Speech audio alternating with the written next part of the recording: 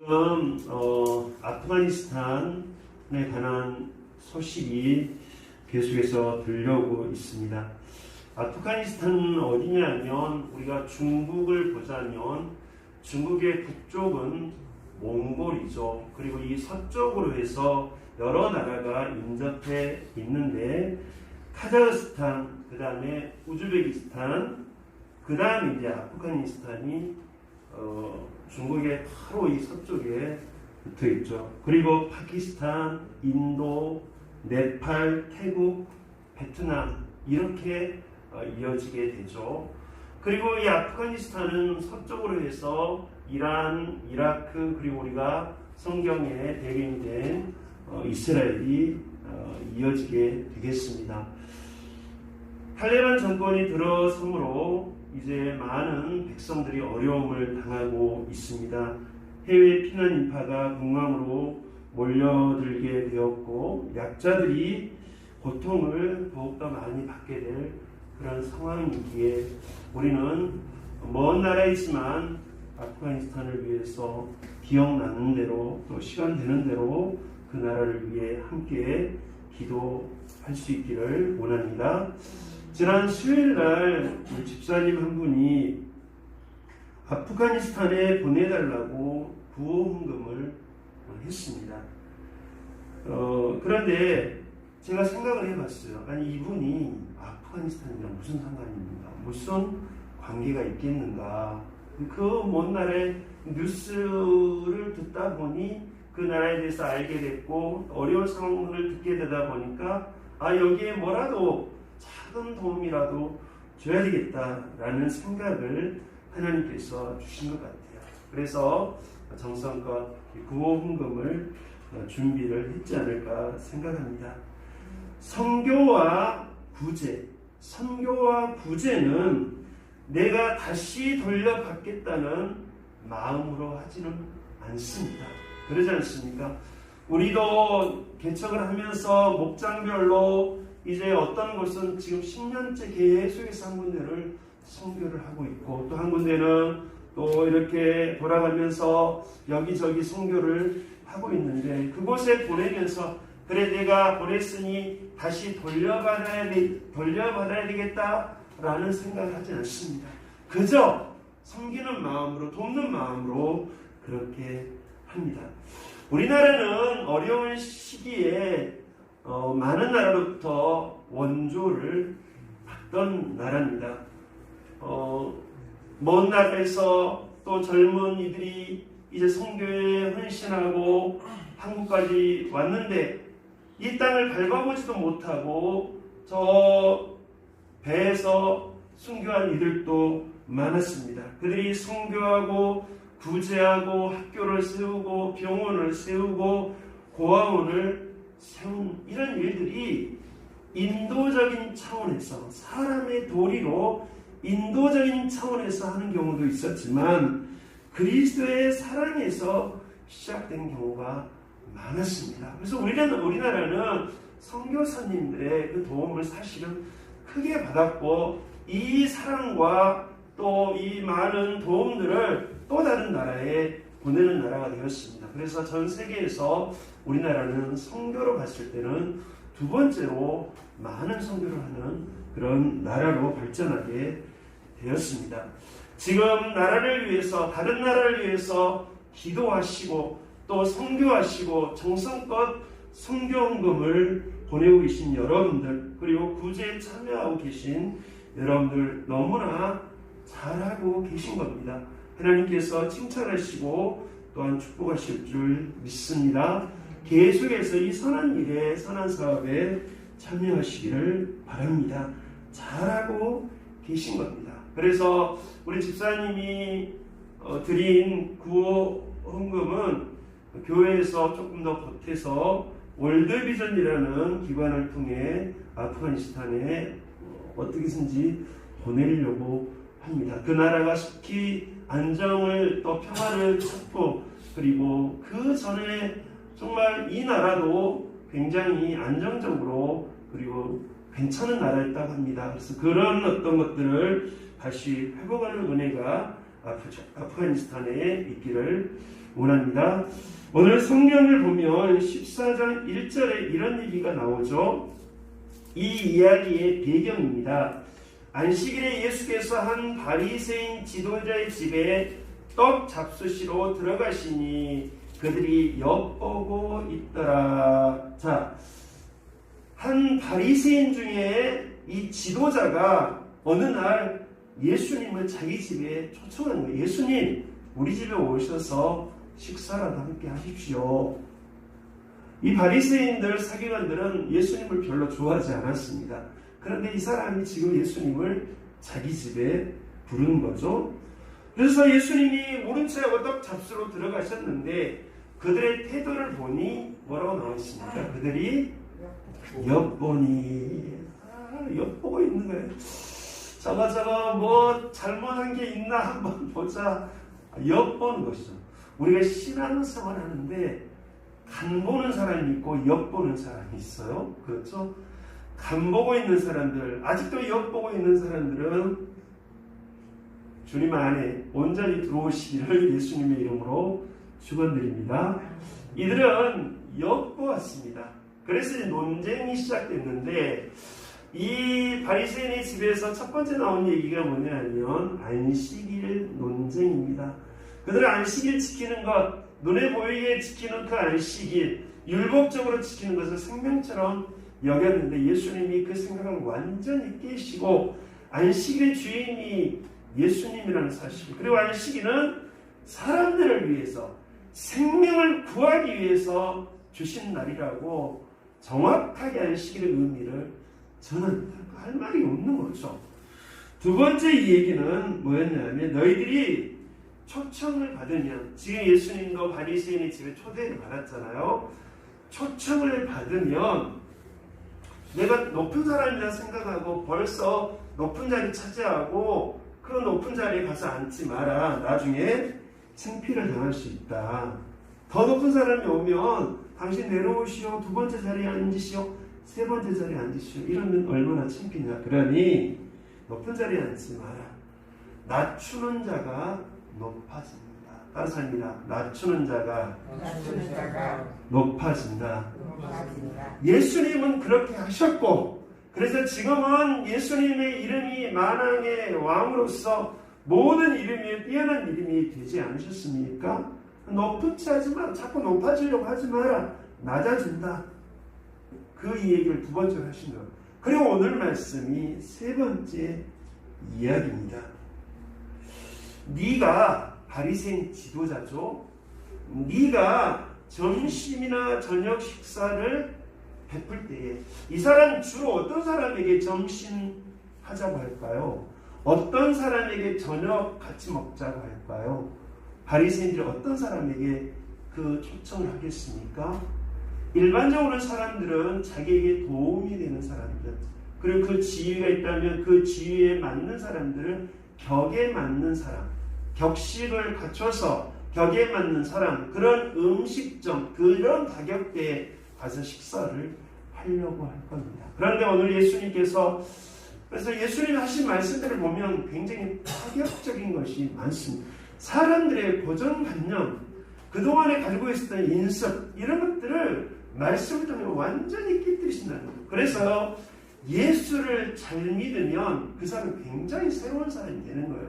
생각, 이런 어떤 가치관, 그동안에 살아왔던 습관들, 이런 것들을 예수님 말씀으로 완전히 깨뜨리십니다. 그런데 설렁설렁 예수를 믿는다든지 엿보거나 간보면은 변화가 없죠. 하지만 정말 말씀을 귀하게 생각하고 중요하게 여기고 그걸 받아들이면 반드시 변화들이 있습니다. 왜냐하면 늘 하신 말씀이 파격적인 거거든요.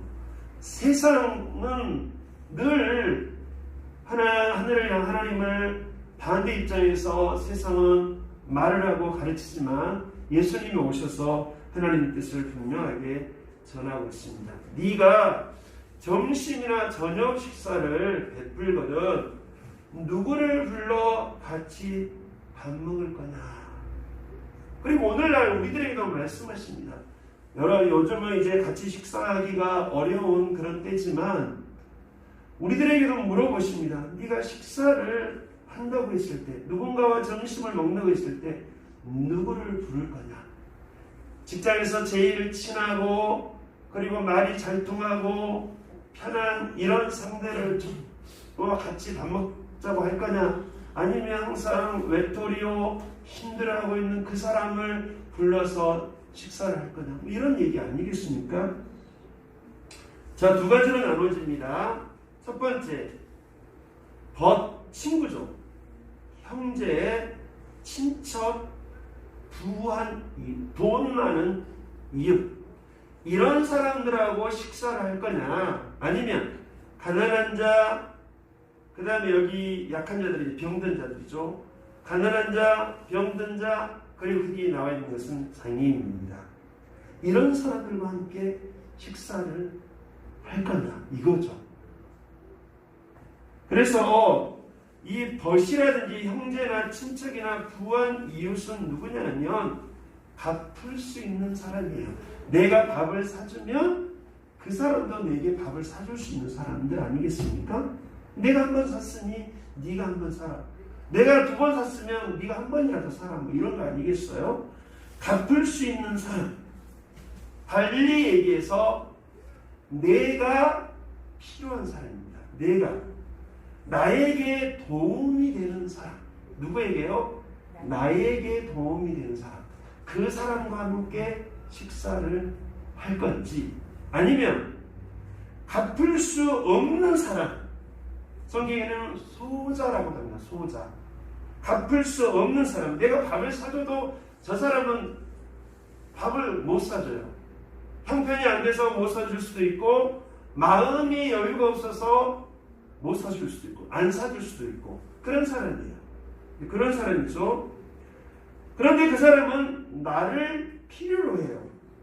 나에게 도움이 되는 사람이 아니라 나의 도움이 필요한 사람이에요. 나에게 도움이 되는 사람과 식사를 할 거냐, 나의 도움이 필요한 사람과 식사를 할 거냐, 이 얘기를 지금 예수님께서 꺼내놓고 계시는 겁니다. 잔치를 베풀거든 차라리 가난한 자들과 몸 불편한 자들과 저는 자들과 맹인들을 청하라. 결국 예수님 하신 말씀이 뭐냐면 소자들을 초청하여 식사를 해라. 나의 도움이 필요한 사람, 나를 필요로 하는 사람, 갚을 수 없는 사람을 초청하여 식사를 하라고 말씀하고 있습니다. 오해가 없으시길 바랍니다. 이런 말씀을 들을 때에 자칫 오해할 수가 있어요.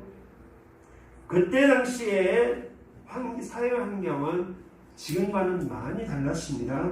많이 다른 환경이었기 때문에 가난한 자, 또 환자, 장애인들이 굉장한 약자들이었고, 그리고 그들이 다른 사람에게 식사를 갚을 수 없는 그런 밥을 이제 사주고, 그 다음에 또 먹고 저 사람이 사준 걸 먹고, 이런 관계가 되기 어려웠다라는 것이죠.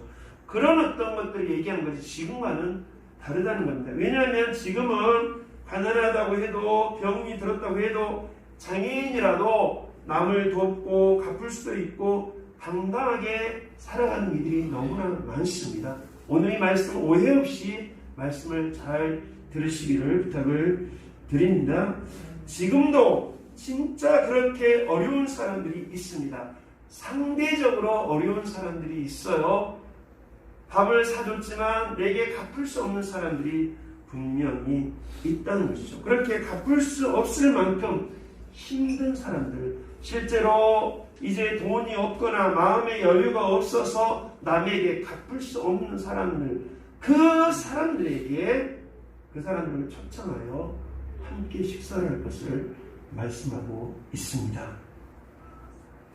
식사 대접하고 그가 왜 안 갚냐고 할 수 있죠. 우리가 내가 밥을 샀는데 당신 왜 나에게 안 갚았냐, 당신은 한 번 사야 되지 않느냐, 내가 한 번 샀으니 너도 한 번 사라고. 지금 시대는 많이 달라지긴 했습니다. 이런 관계를 넘어서 다 귀찮다, 더치페이 하자, 아니면 혼자 밥을 먹겠다, 이렇게 변해가는 문화지만 이것을 문제 삼는 것이 아니라 이렇게 각자 더치페이 하고 또 혼자 밥을 먹고 이런 것을 문제 삼는 것이 아니라 남을 청하고 대접할 때에 그때를 말씀하고 있는 겁니다. 내게 갚을 수 없는 사람을 부르라. 왜? 그 이유를 말씀하고 있습니다.